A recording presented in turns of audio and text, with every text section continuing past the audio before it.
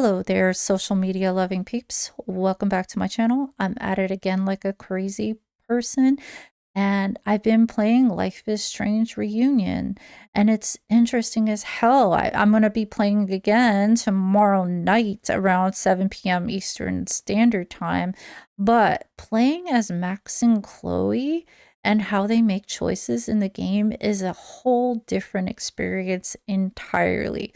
Okay, we all know Max has the ability to rewind time. That was her core mechanic in the first game, so it's refreshing to have it back again. You can rewind as much as you want until you feel like it's a favorable outcome, like it always Max's fashion. And then we have Chloe, on the other hand, with her banter mechanic. You have to be quick-witted to make situations more favorable when you play as her character. Now, the big difference between Chloe and Max in terms of choices and consequences, Chloe has to accept the outcome if she doesn't win the banter, okay? Or if her actions create friction with another character, it will destroy how you are able to interact with the game entirely. It makes it more difficult to make certain choices in the game. Max can rewind or step into a photograph to set in a particular time, and she can change things entirely. That's part of Max's ability. Max's ability doesn't allow her to sit with her choices and truly experience the consequences. Chloe has to accept her outcomes along with the consequences. Max's ability gives her the comfort of not accepting them at all. Max can't even accept. I know, I'm losing it. Max can't even accept. Max can't even accept small decisions in dialogue exchanges. Saying the wrong thing to a student, not having enough information to respond, then rewinding after getting the information and using it in the dialogue. That's manipulating the situation too much not to say something about it, but this is not that type of video. This is not a review video of Life is Strange Reunion, okay? I'm using Life is Strange, Chloe and Max as a segue into the conversation about being more mindful of our choices. Playing as Chloe, you have to sit longer with the choice options you're given. You can't rush it blindly. Max, you can rush a choice and rewind right away the moment you feel like something's bad is going to happen. But with Chloe, you can't do that. You can't do that with Chloe. Once you make a choice, you can't rewind and change it unless you restart the entire scene on a new save, which is an option for you, but that's kind of cheating. You have to accept whatever outcome. Life is Strange is a fantastic mirror in teaching that life lesson. Every choice, no matter how minor or massive it is, has to be made with care. Even what you say to someone, how you say it, has consequences. When you make a choice that affects many people, but you only make it based on yourself without considering others, and those choices harm others because of that selfishness, yes, you are indirectly responsible for their harm.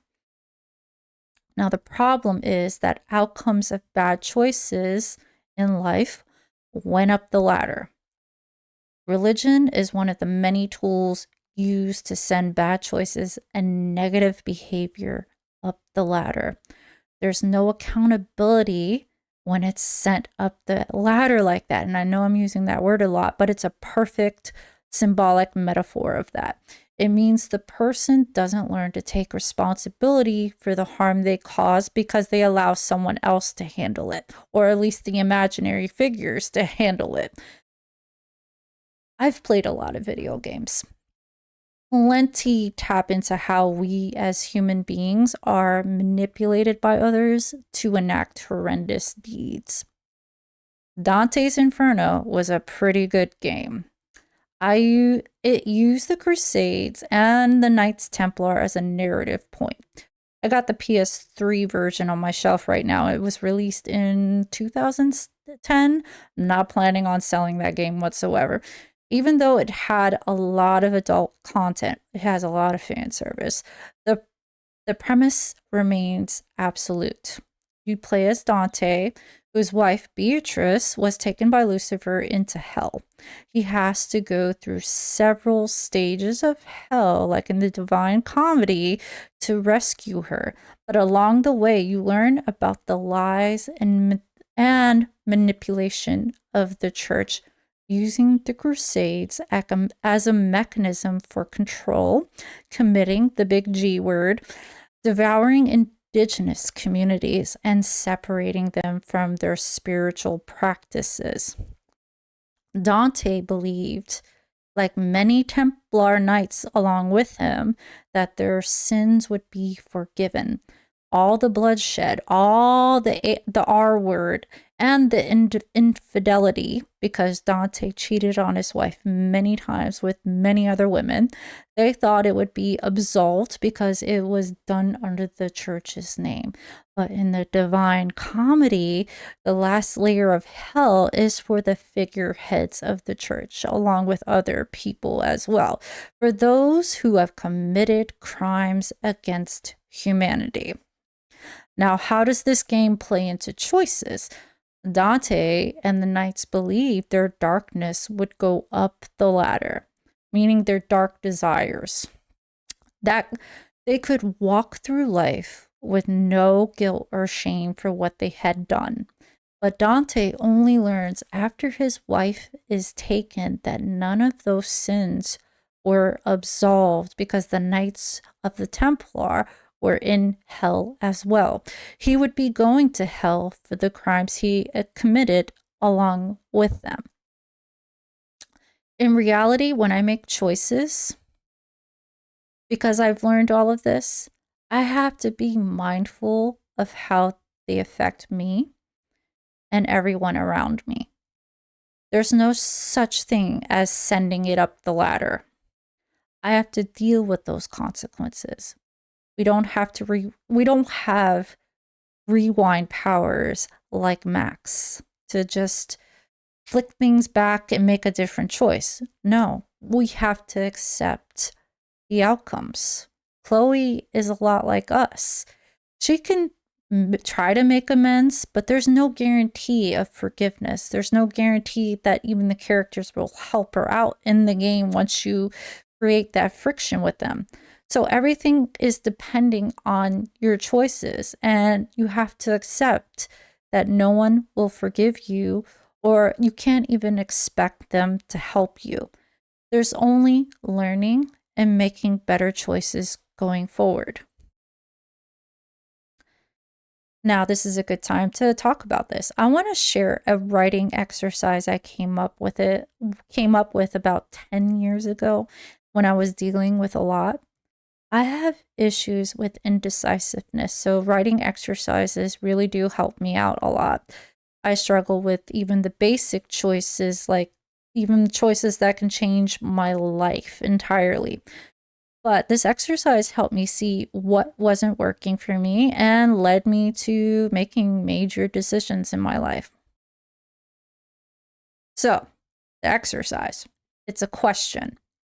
If I had only 24 hours to live, what would I do with the time I have left? Now, there are ground rules to this because I know how some minds work. There are no loopholes. There is no creative ways of trying to live longer. The Grim Reaper or the Saja boys are going to come and collect you, okay? Just accept it. All you have to do is write what you would do hour by hour in real life detail. Keyword, real life detail. With all your emotions attached. Nothing fictional in the hourly life choices. The only fiction in this is the Grim Reaper coming to collect you in 24 hours. Okay. Everything else has to be non-fiction on what you would do. That's the exercise. And if you can't mentally get past trying to cheat death, that's something to address as well. Why do you fear the natural cycle of life, which eventually leads to death? Okay, now for a cut version of what I wrote and how I sat with the question, okay? I already knew traveling was out of the question for me. And traveling domestically is time consuming as well. Truth is, traveling is far from my mind. And I'm a homebody. I enjoy what's within my vicinity.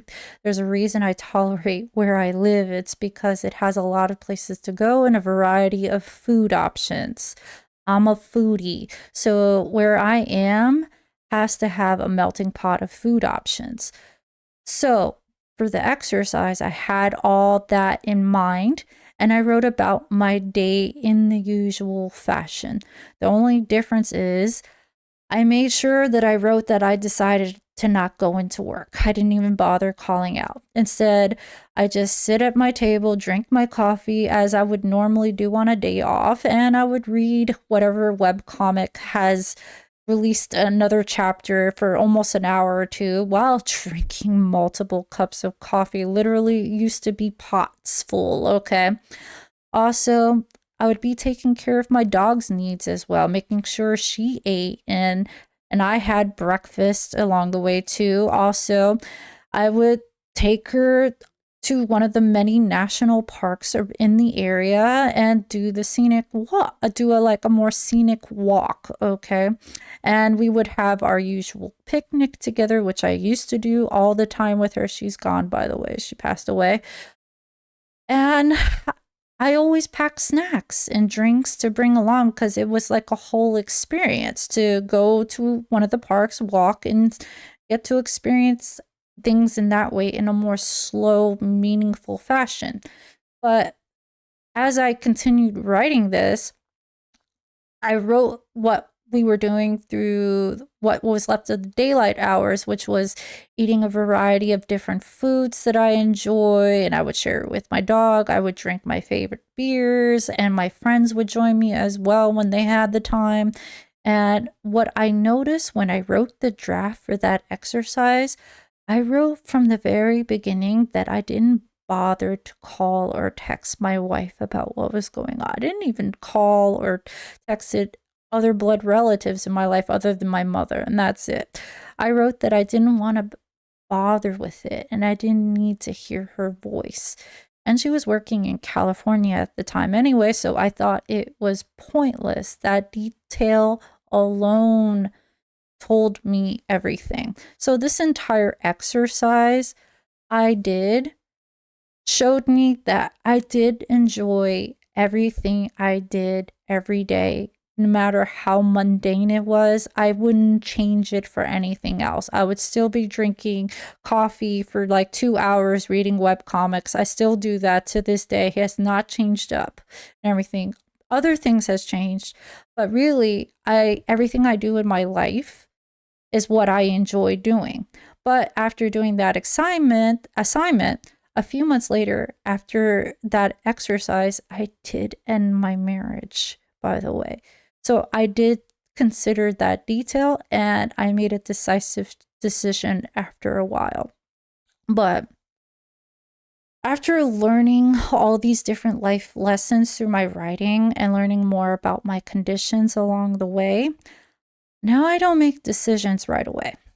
I don't say yes unless I know I can follow through, so I don't make promises I can't keep. That's for anything. If I can't, I automatically say no. I will blurt it out with no hesitation. There's no convincing me otherwise. Now, when I make choices, I think about how they affect others and me. When I share something, it's because I'm okay with it being used against me. Like this, like everything I reveal in my videos and blogs. I have a lot more blogs than videos, by the way.